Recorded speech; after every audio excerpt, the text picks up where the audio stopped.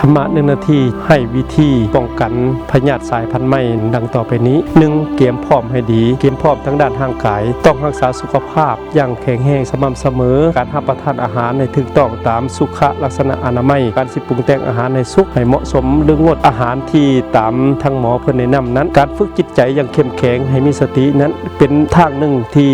เฮาบ่สามารถติดพยาธิสายพันธุ์ใหม่ได้ 2. ศึกษาวิธีป้องกันจากสื่อโซเชียลมีเดียทั้งสื่อโทรภาพหนังสือพิมพ์ก็ดีเพิ่นจะแนะนำวิธีป้องกันพยาธินั้นให้เฮาได้ศึกษาอย่างถูกต้อง 3. มันติดตามข้อมูลข่าวสารการรับรู้ข้อมูลข่าวสารในโลกปัจจุบันนี้โดยเฉพาะการเกิดโรคพยาธิจากต่างประเทศก็ดีจากประเทศอื่นๆก็ดีสิ่งสำคัญที่สุดนี่สื่อทั้งหลายนี้พยาธิยังบ่ถึงบ้านเฮาแต่เฮาเป็นพยาธิอันนึงพยาธิตื่นข่าวสื่อที่บ่มีข้อมูลเขาจริงแชร์สิ่งที่บ่มีข้อมูลเขาจริงดังนั้นจะว่าเฮาจงควรศึกษาข้อมูลจากภาครัฐหรือว่าข้อมูลอย่าง